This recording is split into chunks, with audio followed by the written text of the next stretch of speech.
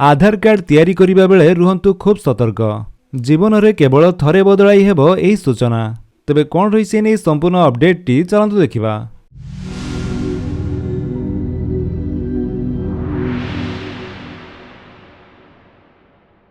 देशर प्राय 90% लोकों पाखरे आधार कार्ड अच्छी। आजिकाली आधार कार्ड केवल एक परिचय पत्र नुहे, यह प्राय प्रत्येक गुरुत्वपूर्ण कार्य सामिल हो जाइछि। बैंक अकाउंट खोलिबा, सरकारी योजना लाभ नेबा किंबा मोबाइल सिम किनिबा हेउ प्राय सबुठारे आधार आवश्यक। एही कारणरू एथिरे प्रवेश करा जायथिबा सूचना सठिक हेबा अत्यंत गुरुत्वपूर्ण। अनेक समय लोक माने आधार कार्ड आवेदन करिबा समय छोट छोट भूल गुडी को अणदेखा करंती। तथापि एही भूल गुडी को परे समस्या सृष्टि करिपारे। आधार जारी करिथिबा संस्था UIDAI किछि सूचना अपडेट करिबा पई कठोर नियम स्थिर करिछि। एथिरे किछि विवरणी रहिछि जहा जीवन में केवल थरे परिवर्तन करा जाय परिबो। तेबे आसंतु जानिनेबा से सबु कोन। जन्म तारीख सठिक रहिबा जरूरी।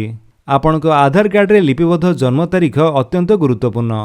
जदि एहा भूल थाए तेबे एहाकु अपडेट करिबा पई आपणकर केवल गोटिए सुযোଗ अछि।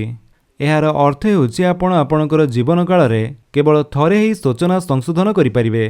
आपणको सठिक डॉक्यूमेंट दाखल करिबाकु पड़िबो, जेपरिक जन्म प्रमाणपत्र, पासपोर्ट किंबा अन्यान्य वैध प्रमाणपत्र।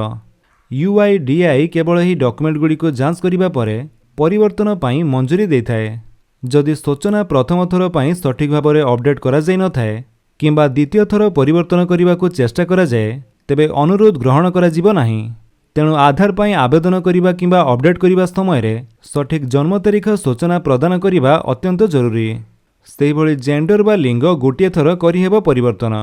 आपणको आधार कार्ड रे लिंग सूचना परिवर्तन करिबा पई कठोर नियम रहिछि।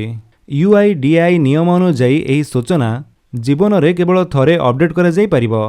जदि कोनोसी कारणरू परिवर्तन आवश्यक हुए तेबे सठिक डॉक्यूमेंटेशन दाखल करिबाकु पड़िबो।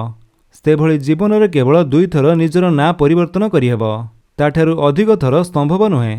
तो फ्रेंड्स, ये थिला आपनको पई किछि अपडेट। जदि आपनको अपडेट भल लागितले आपण वीडियो को लाइक कर दियंतु, आपनको सांगମାନଙ୍କ भितर शेयर करी जणांतु। आउ जदि आपण हम चैनल नुआ चैनल को सब्सक्राइब करी बेल आइकन दबाई ऑल नोटिफिकेशन कर दियंतु ताकि जेतेबेले वीडियो अपलोड करिवे आपण देखि परिबे। Thank you for watching.